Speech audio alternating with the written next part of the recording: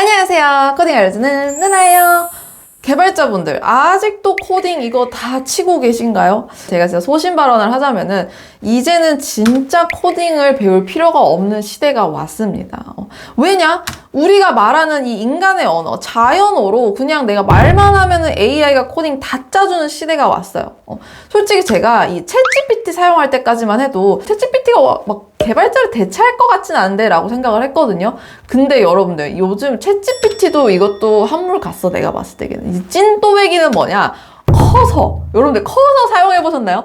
저는 이거 사용하고 진짜 우와 했거든요. 챗GPT는요, 제가 이 코드를 챗GPT가 잘 짜주면은 이거를 이제 어디에다가 넣을지, 어떻게 얘를 활용할지, 요거는 이제 개발자의 판단이 필요했었거든요. 그죠? 근데 여러분들 커서는요, 이게 그냥 비주얼 스튜디오에 이미 붙어 있는 거거든요. 그래서 코드를 다 알아서 분석을 해서 제가 이거 만들어줘 하면은 내 코드 베이스 다 분석한 다음에 알아서 코드를 다 안에 착착착착착 껴넣어줘요. 그래가지고 그냥 뚝딱. 그냥 뚝딱이야. 진짜 그냥 말 그대로 그냥 입으로 코딩하면 끝나는 거야. 내가 복사 붙여넣기도 할 필요가 없어. 근데 심지어 이 입 코딩, 입으로 코딩하는 거 있잖아요. 이거 전문 용어도 이미 나왔어요, 여러분들. 바이브 코딩이라고 여러분들 들어보셨나요? 제 아는 시니어 분이 바이브 코딩이 유행한다고 그래가지고 저는 유튜버인 줄 알았어요. 이게 그게 아니고 바이브 코딩이 이제 새로 나온 용어인데 fully given into the vibe. 그러니까 그냥 바이브에 맡겨서 코딩 해버려 라는 거예요. 그냥 어떻게 한다? forgot, 잊어버려. 뭐다? 코드가 even exists, 존재했는지조차 그냥 잊어버리고 코딩할 수 있어. 그냥 이게 가능한 이유는 뭐냐? 바로 LLM, 커서와 같은 툴이 굉장히 발전이 잘 되어 있기 때문에 가능한 건데, 내가 하는 건 뭐냐? I just talk. 그냥 말만 해. 그리고 barely even touch keyboard. 키보드 야 건드릴 필요도 없어. 그냥 말만 해. 그러면은 그냥 뚝딱이다 라는 거예요. 사실 제가 그 9개월 전에 프롬프트 엔지니어에 대해서 설명한 영상이 있었는데요. 그 영상에서 제가 샘 알트먼이 한 말을 제가 소개를 시켜드렸는데, 앞으로 인간이 말하는 이 자연 언어로 코딩을 하는 시대가 올 건데 그거의 초기 버전이 바로 프롬프트 엔지니어다 라고 얘기를 했었어요. 이게 불과 9개월 전. 먼 얘기로 전 생각을 했어. 근데 그게 불과 지금 와 있어. 이미 와 있어. 그러니까 저는 이쯤 되니까, 제가 솔직히 코딩 강사잖아요. 저 지금 코딩 채널 하고 있잖아요. 내가 코딩을 학생들한테 가르치는 게 이게 맞나라는 생각이 드는 거예요. 여러분들 그런 생각 들지 않나요? 나 지금 채널 바꿔야 돼, 내가 봤을 때는. 그래가지고 이게 그냥 내가 커서 사용하는 방법을 알려주는 게 더 빠르지 않을까. 딱 이런 고민에 대해서 토론을 해놓은 영상이 있는 거예요. 근데 이 영상이 진짜 재밌거든요. 정말 개발자 역할에 대한 다양한 뷰, 시각을 주는 영상이라서 제가 재밌어서 들고 와봤어요. 참고로 여기 계신 분들이 다 이제 어떤 투자자분들이에요. 굉장히 유명한 투자자분들이고, 근데 뭐 그렇다고 개발 백그라운드가 아예 없냐? 그건 아닙니다. 참고로 이 영상에서 재밌는 포인트는요, 이 오른쪽 여성분은 약간 찐또배기 개발을 좀 해보신 분인 것 같고, 그 맨 왼쪽에 이제 하버드 중퇴생 분 이분은 약간 뭐라 해야 되지? 개발자한테 뇌절 오는 소리를 되게 많이 해. 그래서 이게 되게 둘의 대화가 굉장히 재밌습니다. 자, 이 영상에서 말하는 요즘 개발자들의 특징이 뭐냐면요, 요즘은요, 아예 그 AI 도구가 없던 시절을 경험해보지 못한 세대가 있다라는 거예요. 최근 2년 동안 개발을 배운 사람들은요, 이 AI가 없이 코딩을 안 해본 세대라는 거예요. 그래서 AI가 없으면은 코딩을 못한대. 믿겨지세요? 기성세대 개발자분들 이거 믿겨지시냐고요? 불과 저만 해도요, 저는 라떼는요, 저는 손코딩 시대였어요. 전 시험 볼 때 손코딩으로 시험 봤어요. 근데 이제는 진짜 AI 툴 없이는 코딩을 못하는 세대가 왔다는 거예요, 지금. 그래서 그 세대를 뭐라 부르냐? AI 네이티브 세대가 등장하고 있다라고 말을 하는 거예요. 요즘 이제 미국의 스타트업들이 어떤 식으로 개발을 해나가느냐? 창업자의 25%가 우리 회사 서비스의 95%의 코드가 AI가 짜줬다는 거예요. 그러니까 이거 진짜 개발자도 필요 없는 거지. 95%가 AI가 생성한 코드래. 근데 심지어 이 창업자들이 뭐 아예 개발 모르는 사람이어서 AI를 썼냐? 아니야. 심지어 기술적으로 능력이 빠방한 사람, 이미 어떤 프로덕트를 0부터 100까지 개발할 수 있는 이런 개발자 백그라운드의 창업자들이 오히려 AI 사용해가지고 95% 이상 AI 코드로 다 채워버린다는 거야. 근데 전 또 여기서 든 생각이 뭐냐면요. 이게 개발적 지식이 있는 사람이었기 때문에 AI를 활용해서 200% 활용해서 이렇게 프로덕트를 만들 수 있었다고 생각해요. 사실 이분들이야 그러니까 개발을 이미 다 할 줄 아는 사람들이니까 AI 시켜서 하고 틀린 거 내가 고치고 디버깅하고 이렇게 잘 굴러갔겠죠. 근데 내가 정말 개발 아무것도 모르는 상태에서 AI한테 야 개발해놔 이렇게 하면은 에러가 났을 때 이분들이 해결을 못했을 것 같거든요. 어쨌든 그러면서 이분이 하는 말이 야 이런 창업자들이 알고 보니까 또 컴퓨터공학 교육을 받은 사람도 아니더라. 근데 우리가 컴퓨터공학을 이제 배울 필요가 있어? 이렇게 AI가 잘해주는데 우리 전통적인 걸 컴퓨터공학, 이 고리타분한 교육이 필요해? 라는 질문을 딱 하더라고요. 그죠? 그러면서 이제 하는 말이 프로그래밍을 배우려고 하면은 이게 뭔가 신텍스, 문법도 어렵고 라이브러리도 배워야 되고 프레임워크도 배워야 되고 이러니까 너무 시간이 오래 걸리니까 이게 프로그래머로서 성장을 하는데 한계가 있었는데 요즘은 뭐예요?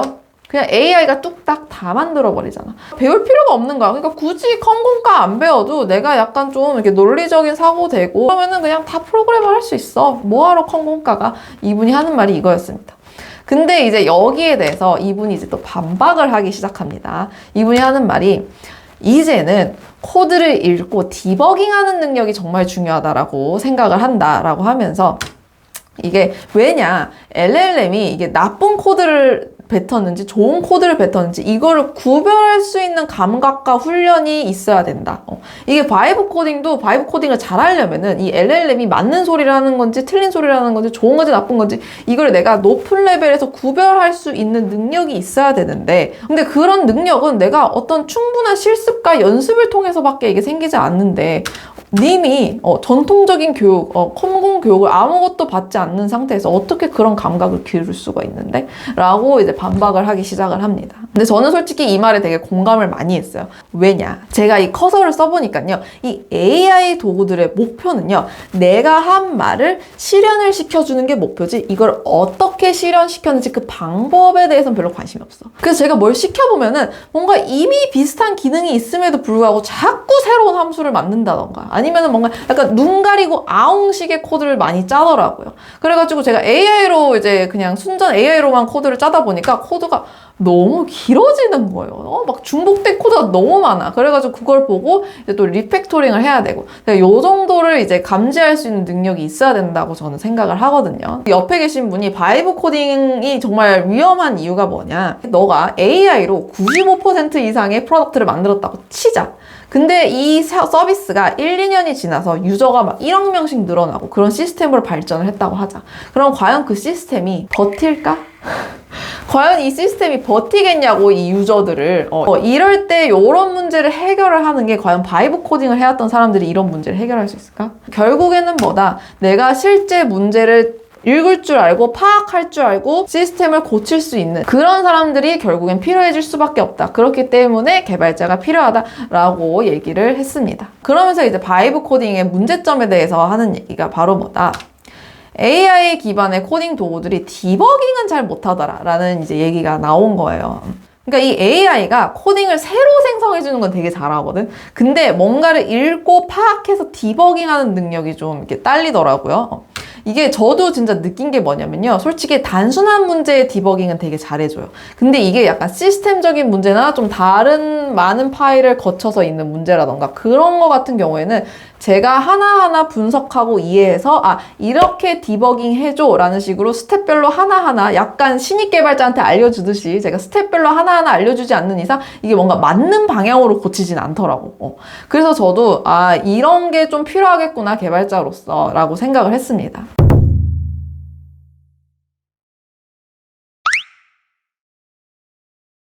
어쨌든 근데 또 그 옆에 계신 이분이 또 개발자들 뇌저로는 소리를 하는 거예요. 뭐라고 하느냐? 야, 코드 1000줄 짜는데 한 6초면 다시 짜. 6초면 다시 짜. 근데 뭐하러 디버깅을 해? 그냥 새로 만들어버려? 우리가 기존에는 코드를 다 직접 인간이 짜다 보니까 기존 이 코드에 대한 애착이 있으니까 내가 이거를 막 다 갈아엎고 짜려고 하진 않잖아. 그죠? 기존에 있는 시스템을 바탕으로 내가 이해하고 하나하나 고치려고 하니까 시간이 오래 걸리는 거지. AI는 그냥 코드 6초면 다 짜주니까 그냥 다 뒤엎어버리고 다시 짜버려 라는 얘기를 하는 거예요. 정말 저는 이 얘기를 들으면서 약간 뇌절이 왔거든요. 뇌절이 왔어요. 아, 이런 발상이 가능하구나 라는 생각이 들었습니다. 자, 어쨌든 그러면서 이제 개발자를 어떤 개발자를 채용을 해야 될까 이런 채용 프로세스에 대한 고민에 대한 얘기도 하더라고요. 예전에는 그냥 알고리즘 테스트 보고 이런 게 이제 중요했지만 이제는 솔직히 알고리즘 코딩 잘 짜는 거 이게 과연 중요할까? 라는 거죠. 그러면서 이제 내가 면접 때 과연 뭘 시험을 볼 것인가? 이게 면접 때 LLM을 쓰게 해야 되나? 말아야 되나? 만약에 쓰게 한다면 질문은 뭘로 해야 될까? 이제 미국에 있는 몇몇 회사는 아예 어떤 식으로 고쳐버렸냐? 그냥 완벽한 투두리스트 3시간 안에 수단과 방법을 가리지 않고 만들어버리시오. 약간 이런 식으로 채용 프로세스를 바꾼 회사들도 있대요. 그러니까 그냥 순전히 생산성에만 100% 포커스를 두고 이제 개발자를 채용을 하는 거예요. 근데 이제 이분이 이럴 때일수록 이제 본인이 생각해서 중요한 건 뭐냐? 바로 이런 전통적인 시스템을 설계할 수 있는 사람들이 중요해지겠다라고 이제 얘기를 하더라고요. 그러면서 개발자가 약간 프로덕트적인 센스가 있는 개발자인가? 이게 사용자의 말을 좀 들으려고 하는 개발자인가 그런 약간 프로덕트 엔지니어적인 면모를 중요하게 볼 것 같다라고 얘기를 하시더라고요. 그러면서 이제 앞으로 개발자의 역할이 어떻게 바뀌게 될까라는 이제 토론을 하게 되는데요. 사실 이제는 이제 AI가 생기면서 이 코드를 잘 짜는 게 전혀 중요하지 않은 세대가 왔잖아요. 그럼 이제는 중요한 게 뭐다? 바로 문제를 해결하는 그 감각, 개발자의 감각이 중요하다라는 거죠.